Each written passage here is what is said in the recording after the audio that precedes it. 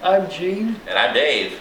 And we're the Gene and Dave Show. Hey, thank you so much for watching. Thanks for tuning in month after month. We really appreciate all your support. Also, thanks for visiting our website and sending us emails about your families and things going on. And it's quite fitting that this episode is all about family. So Dave and I were talking a lot. There's a lot of ways to approach a show on family. Once someone becomes disabled, they can also have an extended family, like friends with disabilities that are as close as family and sometimes even closer. We'll get into that a little bit later. Dave, a lot of people, when they hear families and disabilities, they think kids with disabilities. But on our show, we're going to look at parents with disabilities. That's right. That's at least once a week. Oprah Winfrey's got some poor little kid in a wheelchair on there and talking to his or her parents. So our show is a little bit different, though. We're taking a different spin from a different angle. We're talking to parents that have disabilities, that have children. And a lot of times, those children don't have disabilities. That's true. In our first example, Desiree Sturdivant, who works with mobility, has a disability, but her daughter does not. Desiree's a good friend of ours. She's well-spirited, and we can call her up. She's been on a couple shows already. Loves to show off the technology that she has that makes her life possible. And some of that technology has gone into being a parent. So let's take a look at what Desiree says about being a parent. My name is Chip Sturdivant, and I am Natasha's daddy and Desiree's husband, and I am Wayne Sturdivant's son. This is my dad. He's visiting today. Good grandpa.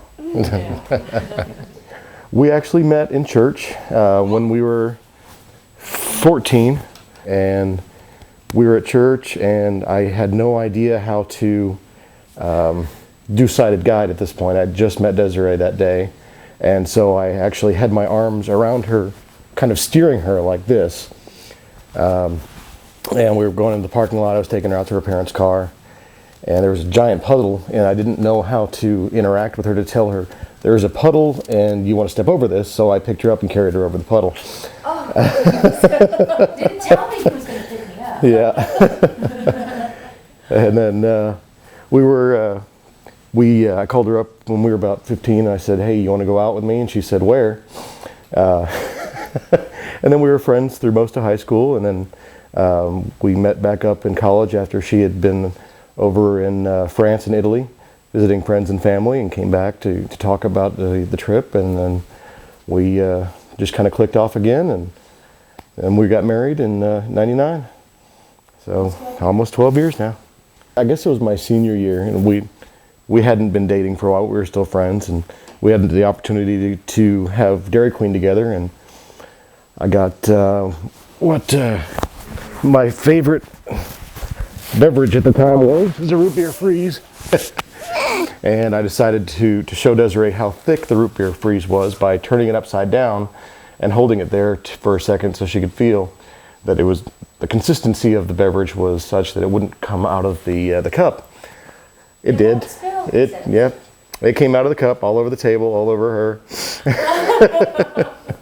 Really? You said it wouldn't spill. Yeah. So. And it does feel quite cold. Yes, it does.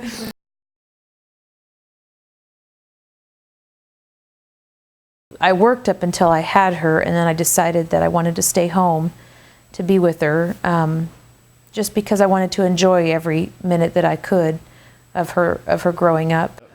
I was kind of skeptical about homeschool at first, but it's really been very impressive to see how much she's excelled and how well she's been able to adapt to the curriculum.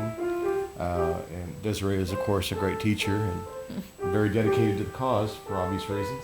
Quite invested in the student, more so than most teachers. Yeah, but no vacations. No sick days. If we're sick, we still got to go to school. We just do homeschool. Who's your teacher? Not my dad. And so tell me about what's a day like for you with your mom in school? what do we do? First we get up, right? And then what? We gotta get up first. Flashcards. We have flashcards. Mm-hmm. What kind of flashcards? Well, math, multiplication, money, addition, subtraction, and I already said that. And presidents. Yeah, and piano note, music notes. Mm-hmm. Tell her why you like flashcards. I like flashcards because we get candy. How many flashcards we get? Yeah. Why then- did you decide that homeschooling rather than public school would be better? Me or her? You. She was ahead of where the class was. Her birthday is 3 weeks past the deadline in September for the school, and so she was older and already ahead. And so last year we did kindergarten there, and it just didn't feel like they were teaching her enough, you know, for what she was ready for. And the other thing is that, you know, since she's home, we're very close. When she was off at school all day, she would come home tired, and we kind of, you know, they would get the best parts of her day, and I would get the rest. And so, but mostly it was an academic choice, because I really thought that she was ready for more than what they were able to give her right now. And we're just taking it a year at a time. This is our first year, and then I think we're going to try it again next year. But, you know, we'll kind of evaluate it every year and see how it's going and how it's working. But I use a combination of computer learning software and worksheets and games and flashcards and different things. I try to vary it for her so that it doesn't get boring. So this actually has Braille, and so what I can do is put books in it. It's got voice and Braille. So I go onto a website and load a book that I want to read with Tasha, and then she can read her copy, and I can follow along with her on this machine if the book is available electronically. Or I can scan the book in on the computer, dump it into here, and read it with her. Or, you know, sometimes we like to take turns, like she'll read a page and I'll read a page. And that kind of breaks it up for her, because she's still young enough that sometimes certain things I want her to read for school might take a lot, you know, it might be harder for her. She just doesn't have the attention to read the whole thing, but she's getting a lot better about that and more independent. But then there's some times that I want to just read to her still, because, you know, people like being read to even when they can read, you know. And so we do a lot of audio stories from Audible, but then also I can load books into here that maybe are a little bit above her reading level, and I can read to her on this machine.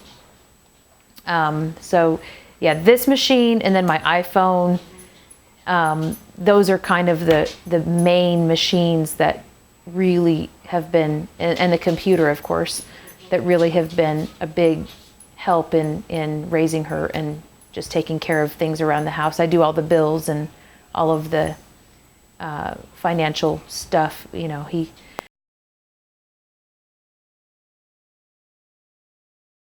Even when she was younger, you know, we just kind of put gates up like anybody else would. You know, we had a few of those, you know, locks on the, we still have a few here, locks on the drawers for baby-proof kind of stuff. But she was so good that I could tell her no, and she wouldn't do it. And when we would go sometimes to the park, I would put bells on her, kind of safety pin them to her or put them on her belt so that I could hear where she was in the park, and if she, you know, was up on a playscape or something and needed help. And now when she wants to go play at the neighbor's house, we use walkie-talkies. We did a few things. You know, the standard child-proofing of the house. I built a padded piece to go around the fireplace at one point.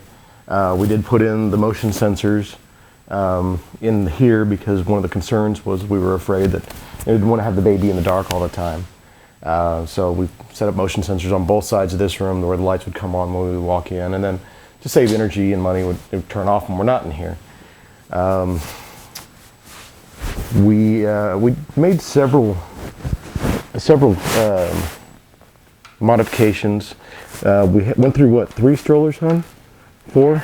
I ended up telling her about the sit and stroll. Yeah, we had the sit and stroll, and And we also had the main big stroller, it's the large wheel stroller with the bicycle tires, primarily for the mobility issue with being led by the seeing eye dog, and then having this little monkey in the stroller behind her.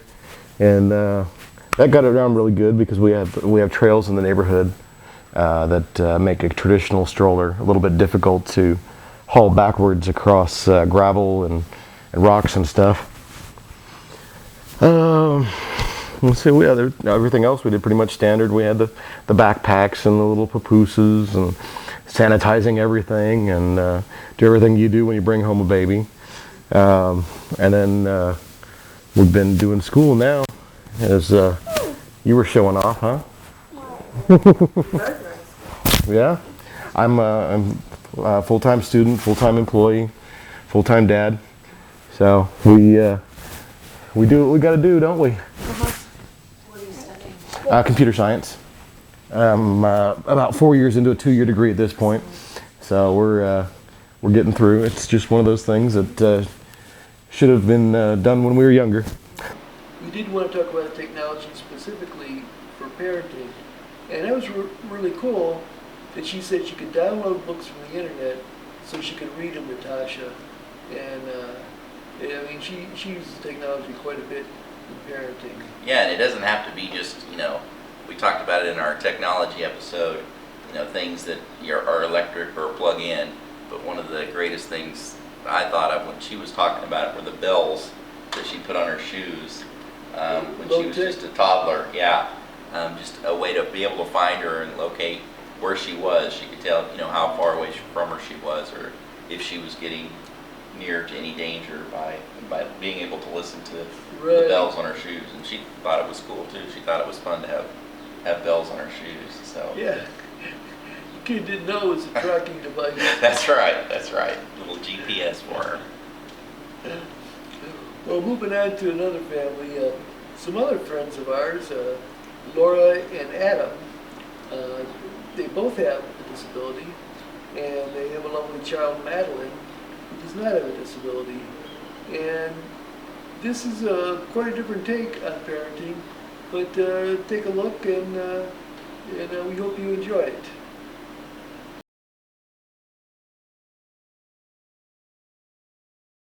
This is my lovely daughter, Madeline. She's 4. And this is my darling wife, Laura. Yeah, we don't worry about her. And my name's Adam, and we are the Greebles, and we're happy to have you here today. Thank you very much. Pretty much started talking about a family when we found out we were pregnant. We hadn't planned on that. Ever since we were married, I always knew, that family life was an option because 1 + 1 = 2, And Laura has a number of friends who have lots of kids, and she sees how hard it can be to have kids. And she was a little more apprehensive about having a family, whereas I was, ignorance is bliss, kind of like, hey, let's do it. And but seriously, she's right, we didn't plan a family. But we didn't plan not to have a family either. 4, 5, 6, 7. Yeah, I did. I would say to Adam, I like my life. I was very career oriented, interested in going back to school. Frankly, the day we found out we were pregnant, I was applying for grad school. And so that was about as far from the plan at the time. But I did. I was happy with where I was in my life, and I thought we were doing great. And I did know that Adam wanted to have a family. Just one. And Neola said just one. 4 And equals 9. I wasn't completely opposed to it. Does 4 equal plus 4 equals what? Count them on your fingers. How 1, many? 2, 3, 4, 5, 6, 7, 8. So 4 + 4 equals? 8. Exactly. Good job. 5 Smarty. plus 5. And I was excited. I was anxious. As I imagine anyone is when they find out that they're going to have a baby, and they weren't really completely planning and working very hard towards that. It had been a couple of years since we had stopped really doing anything to prevent it from happening, so I think we were both like, you know, if it's in the plan, it'll happen. And at that point, it hadn't happened after a couple of years, and so we were also kind of saying, okay, it wasn't in the plan, so we're good. And so I've heard that when you've kind of resolved that it's not going to happen is when it happens. So that's very true for us. So. Were there any, you said you were afraid, were there any fears beyond the normal kind of Oh, fears that- absolutely. Just the physical limitations of carrying a baby, and then just going through the pregnancy in and of itself, and what that was how it would affect my mobility and things like that. But frankly, I've not been fearful of new and things that I hadn't experienced before, so it was just another chapter of kind of discovering what I could and couldn't do and how to adapt and things like that. But then, of course, I think my biggest fear was just how was I physically going to care for a child. I'll never forget reading in an article once about parenting. You know, we've read a lot, and it was a statement that said, really all you need to be a good parent is a lot of love and strong arms. And I was like, crap. I got half of that. But it really, I will never forget reading that. And I think I even started to cry, and, you know, just was like, what the hell am I going to do? How am I going to do this, you know? But She also was knowing... pregnant too, so that, yeah. Also knowing we'd had friends who had babies and who had similar physical disabilities, used wheelchairs and things like that. And so I was like, I can do this. I'll figure it out. And did a lot of research, found some resources on the web about parents with disabilities and all the different adaptations. Researched about, did a lot of research around cribs. It's so funny as a brand new parent, not yet really a parent yet, what I thought was going to be so important. Well, a crib, frankly, for the first 2 years, if we're going to be the kind of family that lets her sleep with us, is not it. That's not where my focus should have been, you know what I mean? Trying to pick out which car seats I would be able to do, and I practiced on each and every, figuring out the buckles and things like that, and we chose the one that I could do. But once we got it in the car, I couldn't reach it anyway, so it was like, what's the difference? So it was just, it was constant discovery around what I thought, what I perceived to be the priorities and things like that, and then what truly ended up. I mean, we had a nanny, and that was the most critical piece. It really was. And so that she took care of the logistics of getting Madeline where she needed to be and things like that. And then when Madeline turned 2, we phased out of the nanny, and Madeline started going to half-time Montessori school, and Adam stayed home. He stopped working and stayed home and was the stay-at-home dad. And so, again, he kind of just took over all of those logistical things. And I finally found a job that I can be good at and that I can't get fired from. Of course, the repercussions of failing at this job are much worse than any 9 to 5. I just did what I needed to do and did what I thought I should do, and then look what I have as a 4-year-old, you know. Well, the first night when we went into the hospital, Adam went to go get some food or something, and when he came back, he couldn't remember which room was ours. And went into the wrong room and on a maternity, or that wasn't good because it was pregnant women that he interrupted or whatever. We asked if they could put something on our door, if they could put our name so that Adam could remember which room was ours, and they were like, no, because of HIPAA. And so it was Christmas time. She was born December 7th, and so they put a little ornament or something on our door. But that kind of heightened the nurse's awareness of Adam's hidden disability with his head injury and memory and things like that. And when it was about I guess a day after we had her, the nurses asked if we wanted social services to come visit with us, and we were like, why? And they said, about caring for the baby, and we were like, no, we got it. We're going to get a nanny, and well, what about at night? Who will be there with you at night? And we were just like, we'll be Aren't fine. you being a little presumptuous? Yeah, it didn't even dawn on us. I mean, because we're just kind of heading into this at first. And we're like, oh, you don't think we're capable of doing this. Okay, now I get it. No, we're good. Thanks. We had some other nurses who were just amazing with, helping me learn how to breastfeed. And it was very much, this is hard for everyone. It's just the same. And so, but I think that's a good story. Did you have any particular fears then related to the head injury you had had? No, because a lot of around head injury is the sort of the impulsivity just to go in head first. I was so excited per se about having a kid that I'm not going to say I went in with my eyes closed, but I definitely went in ready. What I thought was ready. And of course I had, difficulties, but like any other parent, I did them. I made mistakes, a few bumps here and there, but we're okay. My mom was very excited.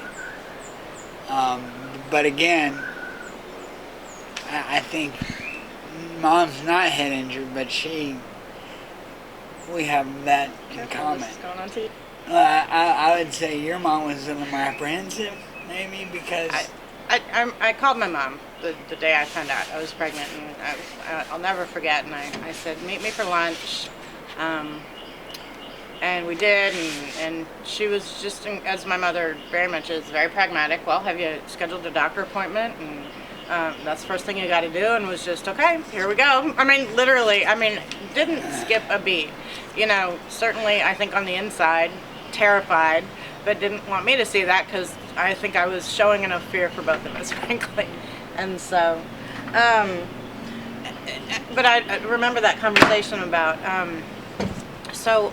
do we go about telling Dad? Because he was going to be a lot more concerned, and I'm the youngest of 3 and very much Phil, the typical baby of the family, and but he was excited. I think Adam's family was just overjoyed, particularly Adam's an only child, and so he was their only chance for a grandchild.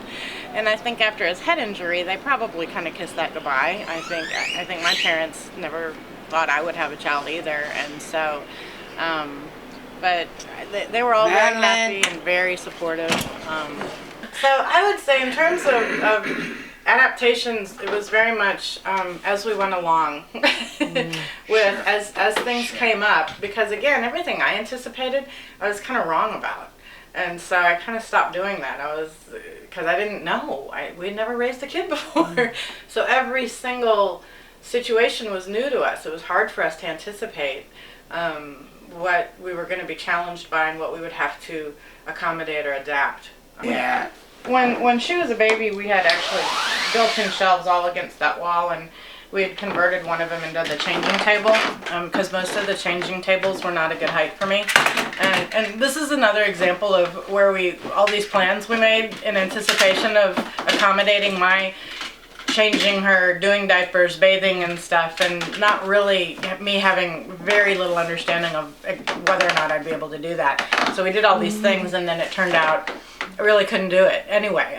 No matter all these things that we did, we had a raised changing table and things like that so that I could reach. But I think when she was... You wipe the butt every now and then. Nice. When she was very, very small, I was able to change her diapers.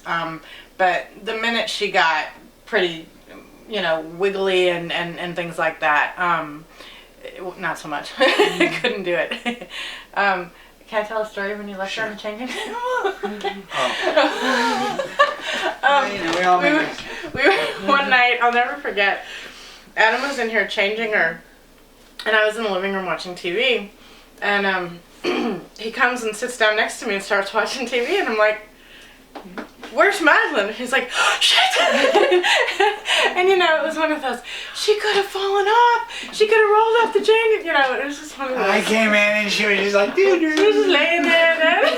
It's easy to see kind of how we physically adapted the house, but with Adam's head injury, it was more subtle and kinds of, we had to figure that out as we went along. And one of the things I know that I made sure of was that when things like that happened, we had lots of conversations about make sure you buckle her, you know, make sure you put the seatbelt on her, or the little belt when you have her on the changing table, so if by chance you do walk away. But we had lots of conversations about don't turn, don't walk away.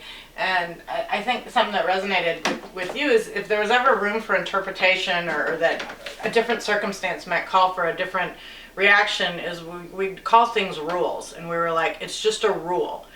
Because he would say, well, I won't leave her again, I promise I won't do that again. And I'm like, okay, but it's a rule. You always buckle her. And anyone, I mean, I think all parents are told always buckle them when they're on the changing table, because if you turn away, they can roll off so quickly. And so he would, we just made sure it was a rule.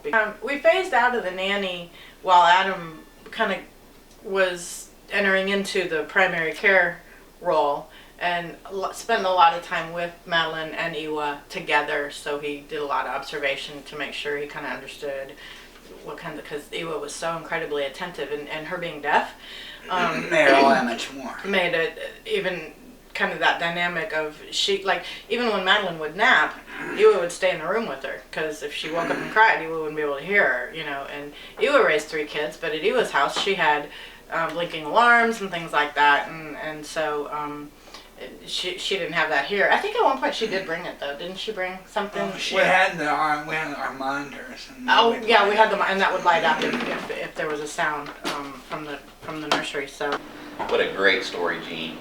Yeah. I remember Laura and Adam, you know, even before they were married, meeting them while working on Actual Lives. They met while on stage and then formed some pieces together, and you know, got to watch their relationship bloom on stage by being part of their Actual Lives family. As we discussed earlier, there's, you know, sometimes you make families with other people with disabilities to help support groups and things like that. And Actual Lives was definitely one of them, and it's how I got to know Laura and Adam. It's just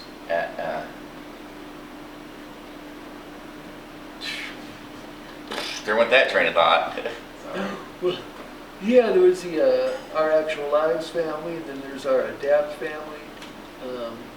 You know, I was working out in Northridge, California. Lost my job there, and I was talking to my friend Neil back in Austin. He says, why don't you come back here? And I actually moved in with his family, the Newashes. So here's a shout out to the Newash family. It took me in for a while I got settled and started over again. So I mean, there's so much to be said about families.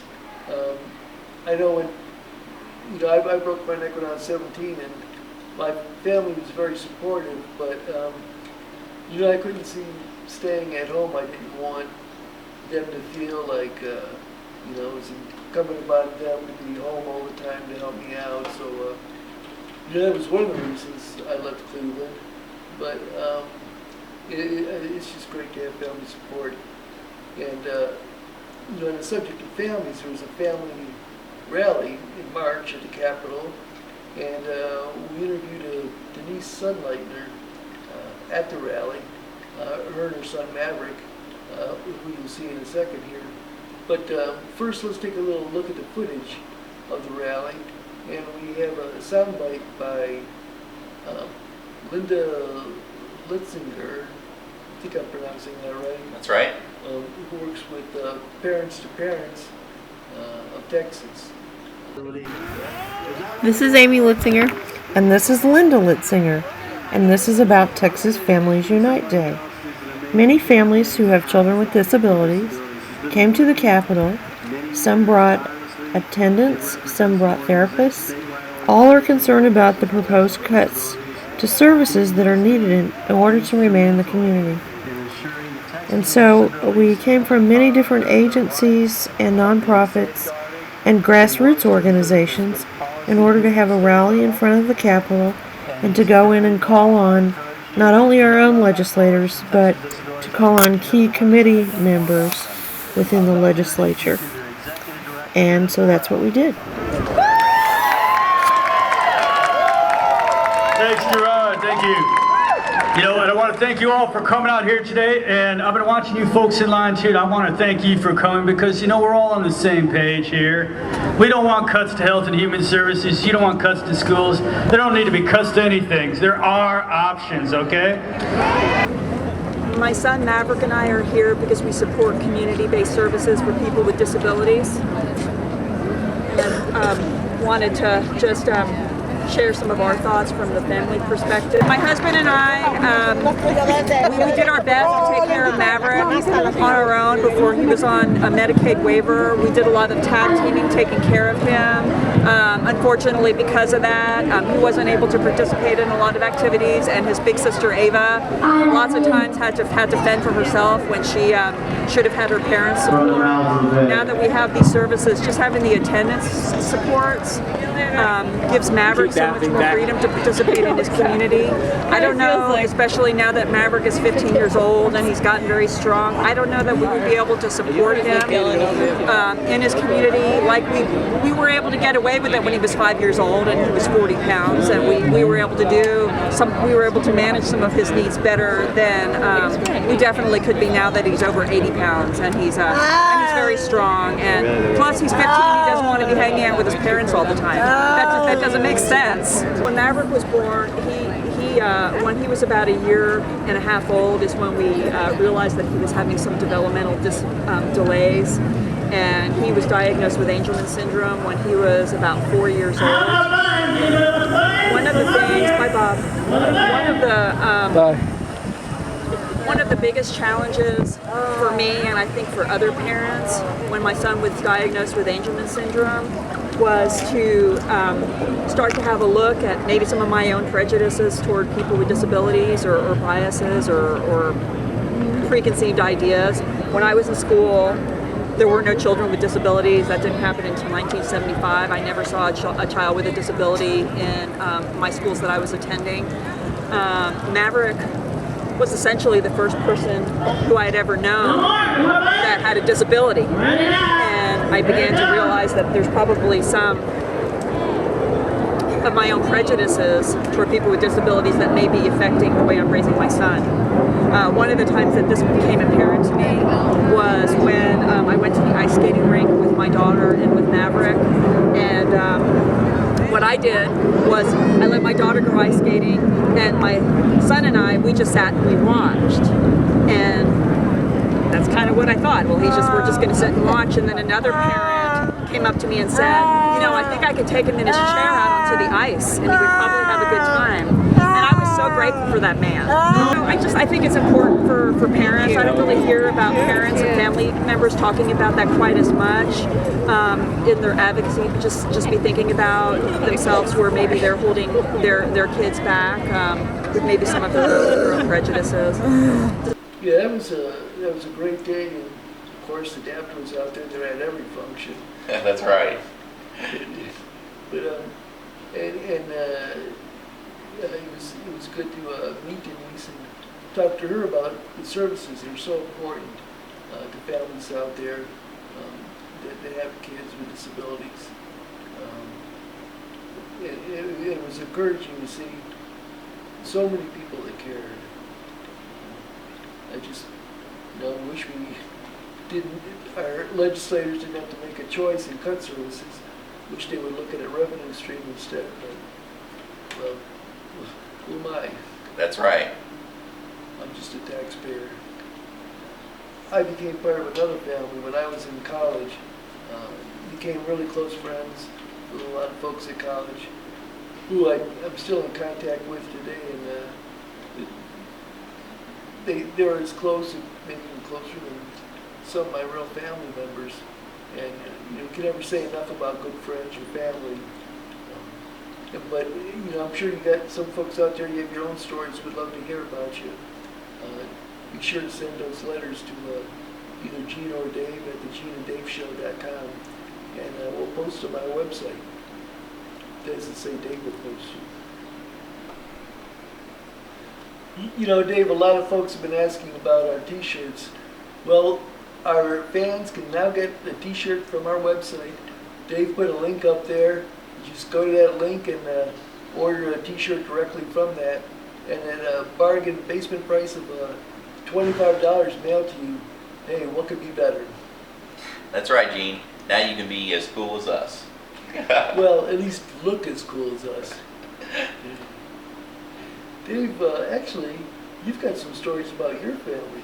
Oh, Tell us Gene, about that. I tell you what, filming for the family episode, I've used it as an excuse for the last few months that we've actually taken time to film here for the Gene and Dave show on family. I wanted to make sure that my son Denver was definitely on this show, so we started doing a bunch of different family outings and getting out and finding out what was accessible and things that we could actually take him to and participate in. And, well, there was a lot of stuff. So even from way back when we did the outdoor recreation episode, where we wound up taking him kayaking. I believe you have some old footage of that. Yeah, I thought that was pretty bold, taking Denver out there on the lake, but he seemed to have a good time, and he was a little hesitant at first, but looked like he enjoyed it. And, you know, I got to take a minute here, Dave, and let the audience relish this moment. You know, a lot of folks say, well, you know, disabled parents, they can't do this or that. But you took Denver with you kayaking. You also you went to South by Southwest. You went on the train with them. That's right. He loved the train ride. So there's like nothing stopping you from either getting about driving somewhere or taking a train. So you're all over the place. I would say Denver gets, you know, the benefit of socializing out in the community as much as any other kid, if not more. Yep, we take him wherever we go, and lots of awesome opportunities for him and for us out there. In fact, here's a few shots of us at a baseball game watching the Round Rock Express with our good friends Juan and Susie, who also use wheelchairs. Took him out there, and he got to see his. We took him a few years ago, but I think this is the first one that he'll at least be able to remember or can actually focus in on, and he had a really good time. Great, let's check it out. Well, Gene, thanks for having us on your show. I mean, our show. I mean, it's great to be part of the family episode. Terry, thanks for joining me. So you've got some questions for us, huh, Gene? How did you lovebirds meet? How did we meet? It's a good one. How did we meet? Well, we met on the internet. Oh, yeah. We're one of those internet success stories. We met on a website that I don't remember much about except that it was free. It was free. And we both liked that. And started corresponding via email and then talked on the phone for a while. I think you wrote to me first, right? I did. I wrote to you first. Must have been my charming profile that won you over. No, actually it was the voice over the phone. Oh, okay. That got me. So we talked on the phone and instant messaged and emailed, gosh, probably for a couple months, right? Right. And then in one of the phone conversations I said, a smart man would buy me a cup of coffee. So he promptly came down to Austin the next weekend and we went to a movie. We figured that was safe, and then we got a cup of coffee afterwards, and the rest is history. In love. Still. We were. After 6 years, we're still in love. Dated for quite a while, long distance. That's right. I was living in Haltom City and you were here in Austin. That's right. And then eventually I said, I'm not moving to Fort Worth. I love Austin. And You pretty much drew the line in the sand. Said you weren't moving. that's right. So we broke up for 2 weeks, and then he came back to Austin and said that he talked to his boss and that he was going to telecommute, and he proposed, and then the rest is history. That's right. That is right. When did we discuss having a family? Second date? Was it the second date? I think so. Okay. And what did we discuss? I said, well, I want kids. Oh, yeah, that's right. Lots of them. Uh-huh. And I said, well, I want a kid too. One. So we're still debating. That's still a daily family debate. But we've got Denver That's right. and love him so much. The light of our lives. Was it a deal breaker? Absolutely. Absolutely. I knew I wanted kids, and If I would have said no kids. I would have said, see you later. See you later. But we both really wanted at least one. But the debate continues about more than one. Our adoption experience, boy, Wow. you don't hold back, do you, Gene? It was a long road. It was a long road and not easy. It started out rough. I mean, it wasn't easy at any point of it. Just finding an adoption agency that would talk to us for more than 2 minutes. That's right. And finding a social worker that would do our home study and convincing her that we could handle being parents and how we were going to handle the physical aspects of being parents. It was not easy. But We generally make it to the part about both of us being in wheelchairs, and then there would be a dead silence for a while, and they would say something like, this is going to take you a really long time to find a birth mother, or oh, I just don't think the situation's going to work out. or they would get disconnected or not call us back or something along those lines. And so it probably took us a year to find an agency, and then another probably a year and a half once we found an agency to work with us to till we were picked by a birth mother. And we actually had 6 failed adoption situations prior to Denver. Yeah, after we found the agency, then the fun just began.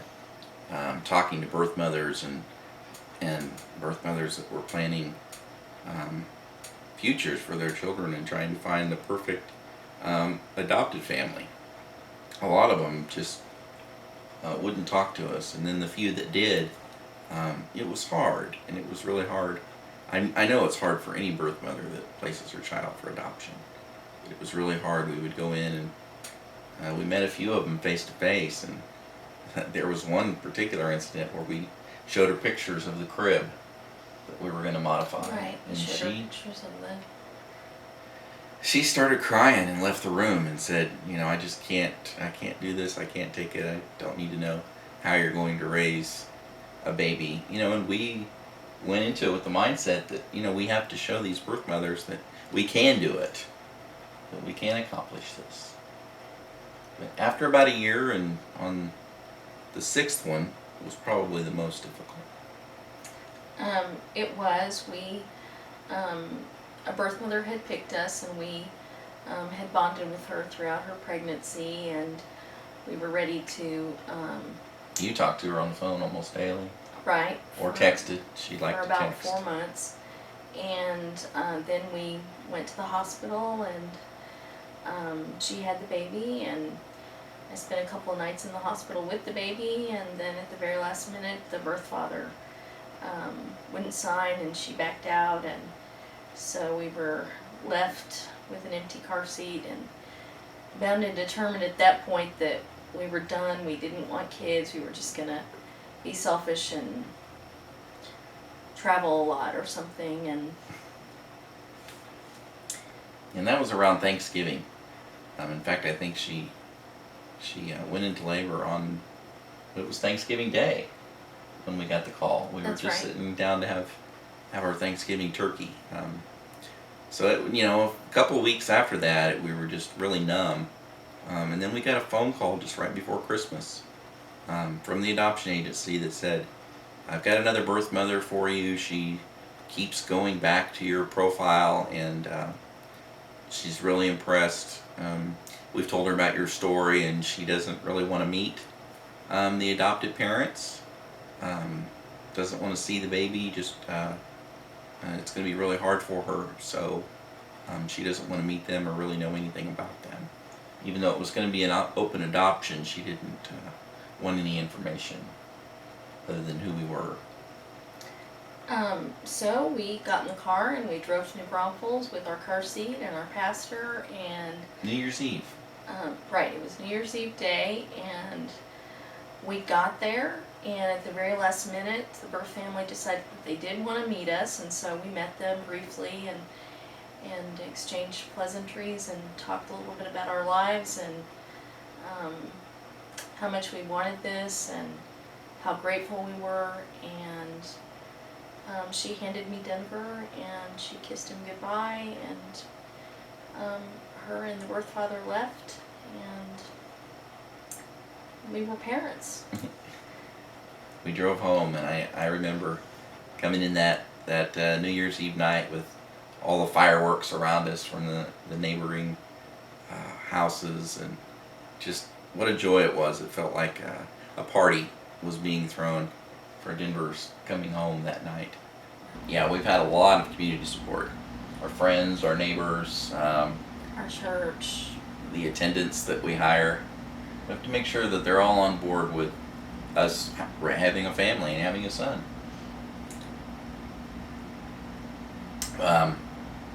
That community support came really early, even before we had Denver, during the very beginning stages of the adoption process, because we had to be able to tell not only the home study people that came in to review us to allow us to adopt a child, but also the birth mothers. We had to be able to show to the birth mothers that we had the equipment and the things to be able to do it. Like we talked about with Denver's crib and a changing table that we could use. We also built a playpen in our dining room that we could play with Denver, and Terry could transfer out of her chair and get into the playpen and actually be with him even before he could walk, when he was just crawling, since we couldn't get to him on the floor. Devices like that we built, and other things that we use that anybody might use. We have an adapted changing table that he has since outgrown because he's learning how to use the potty now, but and it really does, it has taken a village, just like the Hillary Clinton book says, and we have all different kinds of people in and out that help us with different things, not just attendants, but church friends and neighbors and family and a plethora of people, so we're very blessed. The most challenging thing about parenting? Well, that has to be, Denver is smart, and when it comes to discipline and things like that, he knows our limits and our limitations. He picked that up really quick, that he can dash underneath the kitchen table or behind the couch or someplace that we can't get to. Right, and he enjoys saying, "You can't get me." So we've had to deal with that, and we've learned to discipline using our voices, and occasionally we have to have somebody help us with the timeout procedure and putting him in the timeout place and keeping him there, and all the while we're talking about the reason for the timeout and doing all the parenting associated with that. But he is a really smart kid. He's figured out pretty much all of the childproofing that we've done, all the drawers and cabinets, all the doors. He knows pretty much how to operate all of it better than we do, actually. So things we've had to give up to have a family. I don't think that we've given up anything that typical parents don't give up when you have kids. It's definitely a trade-off. I mean, we don't go to the movies as much often, as we used to, or right? We don't concerts. We don't go downtown Austin we don't and stay out late on a regular basis. just listen to bands anymore. Lots of iTunes, lots of stuff at home. But we try to do a date night about once a month at least. But yeah, but I think, like I said, it's a trade-off, and we do a lot more fun things As a family. As a family. With Denver, Yeah. lots of parks. And it's not like we don't go to downtown Austin. In fact, Gene, why don't you roll that clip of us downtown with Denver when we went down for South by Southwest and happened to run into fire station number 1 downtown, and how excited he was to climb around on the fire truck. He sure had fun on that. He did. He loves fire trucks. And Marcus the fireman, man, thumbs up to you. Thank you so much for helping Denver try on your coat and helmet, and it's a day that I'm sure he will never forget. In fact, he still talks about wanting to be a fireman when he grows up. So that was definitely an exciting day for him. And we do other things like go to the dinosaur park, right? which we just did recently. In Bastrop, and Here's a few photos of that. Yeah, and other fun things. Also recently we went to Morgan's Wonderland in San Antonio. Which loved it. we talked about here on the Gene and Dave show on our outdoor recreation episode. We finally got a chance to go down there and experience it, and it was a lot of fun. It was very accessible and a great place for families to go because we were able to access the play slide, equipment. the swings, all sorts of play equipment. Yeah, for the first time in your life, you could be at the top of the slide. That's right. As That's Denver right. went down instead of just the edge of the playground. So. cheering him on at the bottom and at the Right. top of the rock wall as he climbed up Right. here. It was a really good time. We got to participate on the carousel, the train ride. In fact, here's a clip of the train ride at Morgan's Wonderland in San Antonio. It's an all-around fun day. It was awesome. We loved it. It was a great day. So thanks to Morgan's Wonderland for being there. We really had a good time, and we'll go back and encourage any of you watching, whether you're an adult with a disability and have children, or you're an adult with children with disabilities. We highly recommend it because there is truly something there for everyone. What were our fears about starting a family? Again, I think our fears are typical of all parents. We wondered whether we'd be good parents, whether,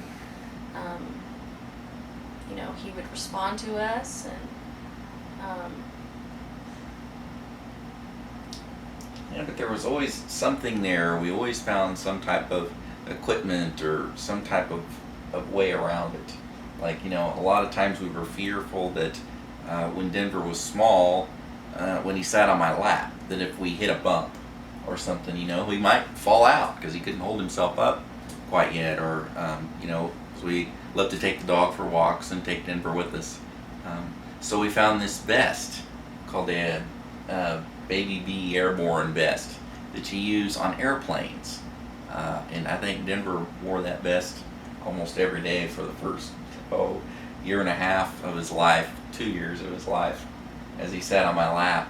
It's got a little loop on the back that hooks in through my seatbelt, and he was secured on my lap. So just like any other fear, you find ways around it, of course. And I think Denver found ways around our fears also. I mean, one of the things I was afraid of is how I would get him from the floor, and I think he learned to climb at about 4 months.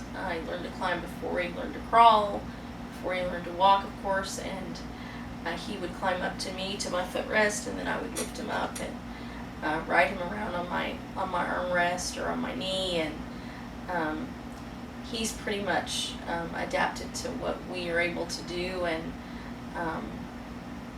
so it's all sort of worked out.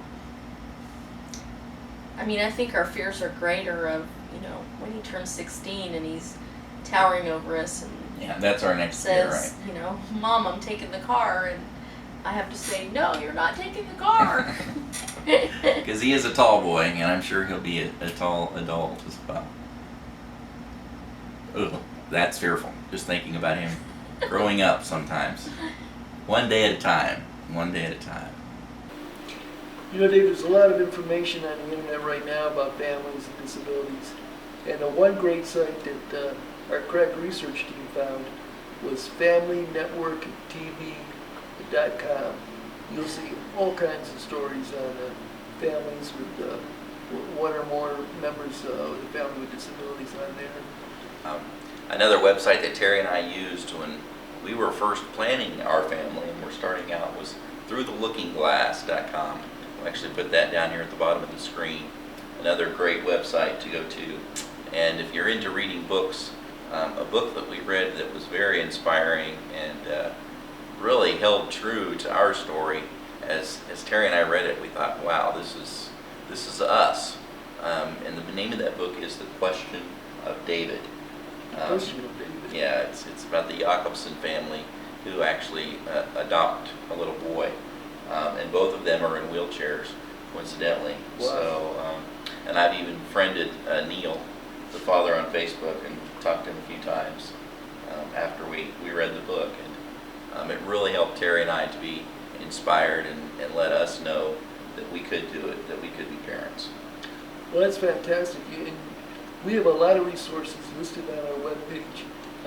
Just go to our shows, and when you click on the show Family, you'll see a page there that lists a number of resources, particularly TexasParentToParent.org. We really want to give them a hand. So thank you for joining us today on our show on family. Once again, what's the website, Gene?